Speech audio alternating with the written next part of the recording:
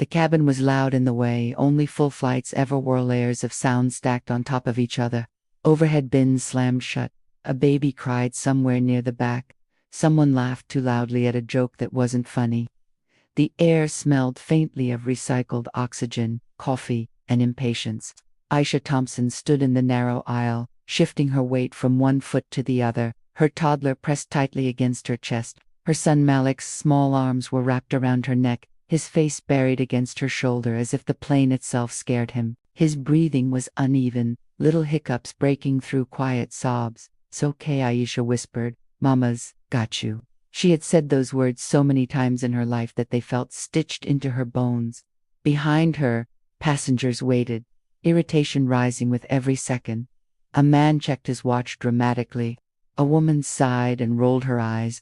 The line had stopped because Aisha couldn't move forward, yet someone was still struggling with a carry-on 3 rows ahead. Aisha kept her eyes down. She always did in moments like this. Looking up too much invited attention, and attention rarely brought kindness. "Ma'am." The voice was sharp, authoritative, practiced. Aisha flinched before she even turned around. "Yeah," she said softly. The flight attendant stood a step above her in the aisle, uniform crisp, posture rigid. Her name badge caught the overhead light, gleaming like a warning. Her lips were pressed together, eyes already narrowed in judgment. "You need to move," the attendant said. "I will," Aisha replied quickly. "My son is he's scared." "The line will move in a second." The attendant glanced at Malik, then back at Aisha. Her expression didn't soften. If anything, it hardened. "You're blocking the aisle," she said. "Other passengers are waiting." "I understand," Aisha said, bouncing Malik gently. "I just need a moment." The attendant exhaled loudly, a sound meant to be heard. "If you can't manage boarding properly, you should have asked for assistance." Aisha felt heat creep up her neck. "I didn't need assistance," she said quietly. "He just got overwhelmed." "Well," the attendant replied, crossing her arms, "this is a shared space. You can't hold everyone up because your child is upset." The words stung. Not because Aisha hadn't heard similar ones before, but because they were spoken like a verdict. Around them, passengers were watching now, some openly, others through reflections in the glossy seatbacks. Aisha could feel it, the shift from inconvenience to judgment. She adjusted Malik higher on her hip. "We're almost there," she whispered to him, though she wasn't sure who she was really trying to calm. Finally, the aisle cleared. Aisha moved forward quickly, finding her row. Middle seat, economy, of course. She sat, buckling Malik in beside her, pulling him close as he clutched her shirt with trembling fingers. His crying softened quiet sniffles. The attendant lingered. "Make sure he stays in his seat during takeoff," she said, tone clipped. "We don't need disruptions." Aisha nodded. "Yes, ma'am." The attendant walked away without another word. As the plane filled and the doors closed, Aisha rested her forehead briefly against Malik's. Her heart was still pounding. Boarding always did this to her. It turned simple moments into tests she never asked to take. She thought of the babysitter she couldn't afford, of the job interview she was flying to, of how much this flight mattered. One opportunity, one chance to change things. She couldn't afford mistakes or trouble. The safety demonstration began. Malik squirmed again, uncomfortable with the unfamiliar seatbelt. Aisha unbuckled slightly, repositioning him so he could breathe easier. That was when the attendant returned. "Ma'am." Aisha looked up, already bracing herself. "You need to keep him properly restrained," the attendant said, eyes sharp. "This is a safety issue." "I was just adjusting him," Aisha replied. "He's very small. Rules apply to everyone," the attendant snapped. "If you can't follow them, we may have a problem." Aisha's mouth went dry. "I'm following them." "Are you?" the attendant asked, voice rising slightly. "Because from where I'm standing, you seem to think exceptions apply to you." That did it. Something shifted in the cabin. The word "you" hung in the air, heavy and loaded. A few passengers exchanged glances. A man across the aisle frowned. Aisha felt Malik tense against her, sensing her fear. "I'm not asking for exceptions," Aisha said, her voice barely steady. "I'm asking for patience." The attendant laughed, a short, humorless sound. "This isn't daycare." A hush fell. Aisha's eyes burned. She swallowed hard. "Please," she said, "lower your voice. You're upsetting my child. The attendant straightened, offended. Excuse me, you're yelling at me, Aisha said. Still quiet, still controlled, in front of everyone. I'm doing my job, the attendant replied. And frankly, your attitude isn't helping. That was when Malik started crying again. Loud this time. Panic. Aisha wrapped her arms around him, rocking gently. Baby, it's okay. Mama's here. Unbelievable, the attendant muttered. Some people really shouldn't fly. The words landed like a slap. Aisha froze. Some people. She looked up slowly. What did you say? The attendant didn't hesitate. You're causing a disturbance. If you can't control your child, we may need to involve the captain. A murmur rippled through the cabin. A woman to Rose's back shook her head. A man near the window leaned forward, watching closely now. Phones remained down, but attention was fully awake. Aisha's chest felt tight. I'm not causing a disturbance, she said. You are, the attendant scoffed. I suggest you calm down. I am calm, Aisha replied. You're humiliating me. But word humiliating changed everything. The attendant's face flushed. Lower your voice. I haven't raised it, Aisha said. Yes, you have, the attendant snapped. You're being aggressive. Aggressive. The label slid into place with terrifying ease. Aisha felt the familiar fear rise, the one she'd carried her whole life. The knowledge that, no matter how softly she spoke, how carefully she moved, she could still be framed as a threat. I want to speak to someone else, Aisha said. A supervisor. The attendant smiled tightly. That won't change the situation. Then get them anyway, Aisha said. The purser arrived minutes later, calm and composed. The attendant spoke first, her version officiant and rehearsed. Disruptive passenger, non-compliant, child uncontrolled.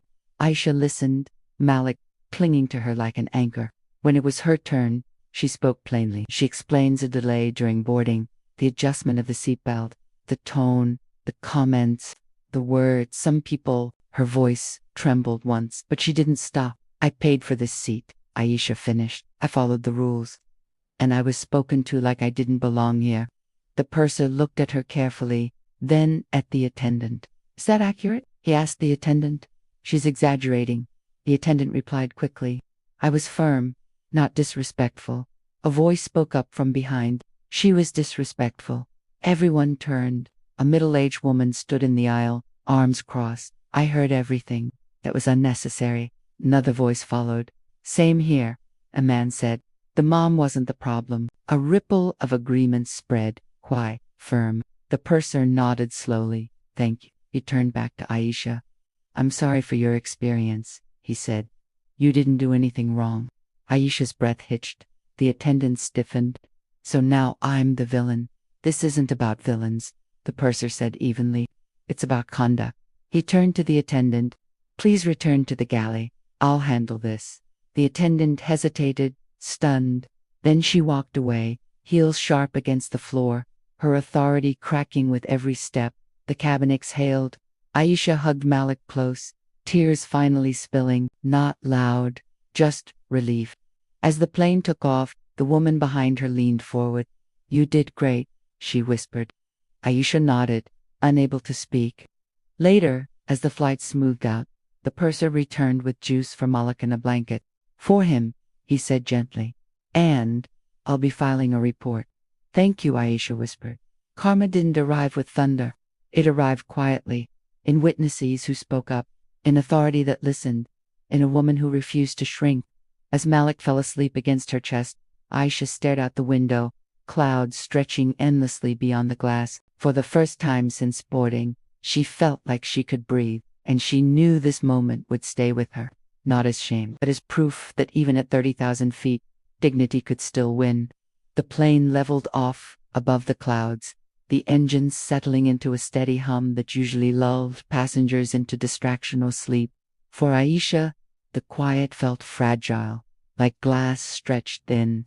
Malik slept against her chest now, his tiny fingers still knotted into her sweater, as if letting go might make everything unravel again. She didn't move, not even when her arm began to ache, not even when her back protested. Holding him like this felt necessary, grounding, proof that she was still in control of something. Around her, The cabin slowly returned to its routines. Trays unfolded, seatback screens flickered to life, conversations restarted in careful tones, as if no one wanted to be the first to act like nothing had happened. Aisha noticed the glances.